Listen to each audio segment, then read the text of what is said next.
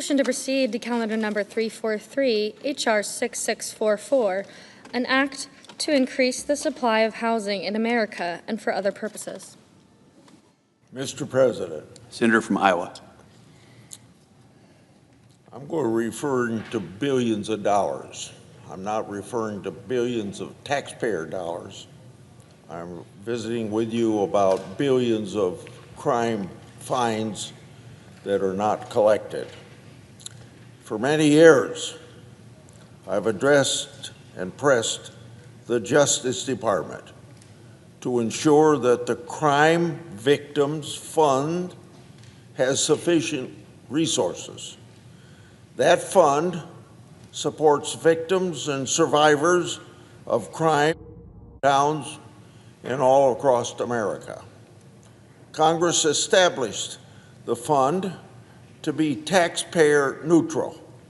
Its balances are filled through criminal fines and penalties that the Justice Department collects and deposits in that Crime Victims Fund. Last Congress, my oversight revealed that the Biden Justice Department failed to collect and deposit more than $1 billion in fines and penalties.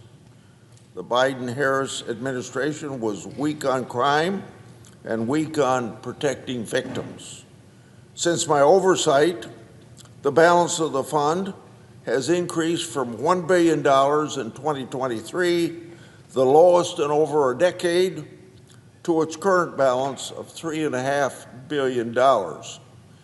Last April, this senator, along with Senators Ernst, Crapo, and Risch, sent a letter to the Justice Department. In that letter, we urged the Justice Department to avoid the failures of the Biden administration. In June 2025, the Justice Department updated its policies, prioritizing vindicating the rights of victims. It's a step in the right direction. Now, according to the Department of Justice statistics, at the end of fiscal year 2024, the department identified almost $10 billion in outstanding criminal fines and penalties that remain uncollected. That money could help many victims and survivors of crime. February 11th of this year, I, along with Senators Collins, Ernst, Crapo, and Risch, wrote to the Justice Department about their efforts to collect that money. Our letter highlighted two main points. First, collecting the money would hold criminals accountable. Second, collecting the money would provide substantial boost to the Crime Victims Fund.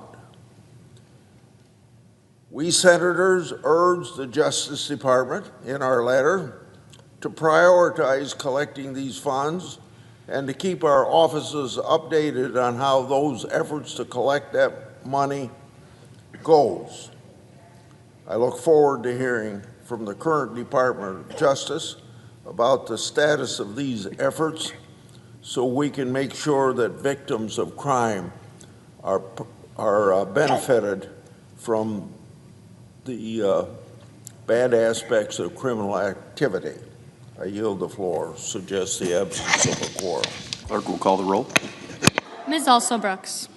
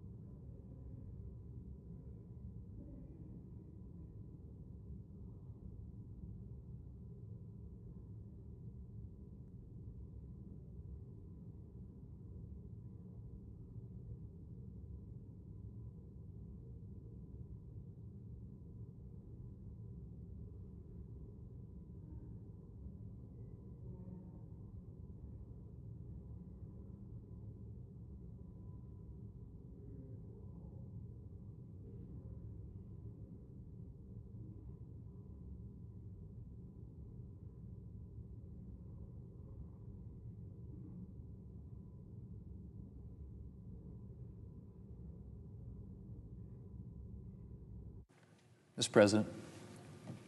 Majority Leader. Mr. President, I ask unanimous consent to waive the mandatory quorum call in relation to the motion to proceed to calendar number We are at quorum call. 343. I ask unanimous consent the quorum call be suspended. Without objection. And now I ask unanimous consent to waive the mandatory quorum call in relation to the motion to proceed to calendar number 343, H.R. 6644. Without objection. Mr. President, over the weekend, American forces took action against the longtime threat posed by the mullahs in Tehran. For decades, Iran has fomented terror throughout the Middle East, endangering U.S. service members, U.S. citizens, and personnel in the region, and many of our allies. In addition, Iran has relentlessly pursued the development of its own nuclear program, despite repeated violations identified by the international atomic watchdog, the IAEA. Iran is also aggressively growing the range and inventory of its ballistic missiles and launchers, an inventory that is already the largest in the region. Combine that with a Navy that aims to threaten a key shipping channel, and it is clear that Iran poses a serious risk to America's national security interests, as well as those of our allies and partners. Mr. President, President Trump and his administration relentlessly pursued a diplomatic solution to the threat posed by Iran, but the Iranian regime refused diplomatic off-ramps. And so now the President is taking action. My prayers are for the success of the mission and, above all, for the safety of U.S. personnel in harm's way. 4 U.S. service members have lost their lives as a result of Iranian attacks. My thoughts and prayers today are with their families and loved ones and with their fellow service members. Mr. President, ask a group of people what they think of when they think of the American dream, and home ownership is pretty likely to come up. A house, a neighborhood, a yard for the kids or pet to play, getting the keys to a place of your own. That's a part of the American dream for a lot of Americans. But it's a part of the American dream that has been increasingly out of reach for many. A lot of Americans, particularly younger Americans, are simply being priced out of the housing market. Home prices have risen sharply in the past few years, surging roughly 50% since the pandemic, according to the New York Times. A 2025 report from the Joint Center for Housing Studies at Harvard reported, and I quote, the U.S. median existing single-family home price hit a new high of $412,500 in 2024, according to the National Association of Realtors. This is a shocking 5 times the median household income and significantly above the price-to-income ratio of 3 that has traditionally been considered affordable, end quote. Well, with numbers like these, Mr. President, it's no wonder that the age of first-time home buyers has risen sharply as well to an all-time high of age 40. Mr. President, the American people have been through a lot over the last few years, notably the historic inflation crisis that defined the Biden administration. And since we took office last January, Republicans' priority here in Congress has been easing the burden on hardworking Americans. That started with preventing a massive $2.6 trillion tax hike that was scheduled to hit Americans making less than $400,000 a year. And it continued with a slew of new tax relief for hardworking Americans and the working families tax cuts, which Republicans passed last summer. There's nothing like having more money in your pocket to make it a little easier to deal with financial challenges and unexpected bills. In January of this year, we took aim at health care costs with a bill that included multiple measures to lower the price of prescription drugs at the pharmacy counter. And this week, Mr. President, we are tackling the challenges of home ownership and beginning work on the most significant housing bill in a decade or more. The Road to Housing Act, the product of extensive work from the Senate Banking Committee, and particularly from its chairman, Tim Scott, packages together a number of bills focused on lowering housing costs and increasing housing supply. And it takes aim at these goals in multiple ways. One primary focus of the bill is removing unnecessary regulatory barriers that drive up the cost of housing or complicate construction. The bill's Housing Supply Expansion Act, for example, which is the product of Senators Britt, Tillis, Crapo, and others, removes the outdated chassis requirement for manufactured housing. This will not only lower the cost of manufactured homes, but it will also allow for more innovation in the manufactured home design process, such as two-story houses. Manufactured homes are already substantially less expensive than site-built dwellings, and removing the outdated chassis rule will further increase their affordability and create more manufactured options that suit more families. And that, Mr. President, is just the tip of the iceberg.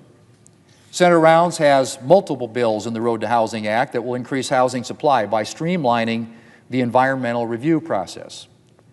The Choice and Affordable Housing Act, the work of Senators Kramer, Sullivan, Moran, and Curtis, as well as others, will streamline inspection requirements for affordable homes financed by multiple government programs.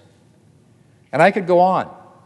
There are a lot more measures in the Road to Housing Act to eliminate or streamline regulations. And with regulations accounting for around 25% of the cost of constructing a single-family dwelling, and for roughly 40% of the costs of multifamily housing projects, anything we can do to streamline and simplify can go a long way toward making housing more affordable. But the Road to Housing Act does a lot more than simply targeting unnecessary regulations. The Act is also designed to unleash private sector investment in more affordable homes. Road Act legislation from Senators Scott, Marino, McCormick, Cassidy, and Crapo, for example, will increase a statutory cap that limits banks' ability to invest in more affordable housing and other community development projects.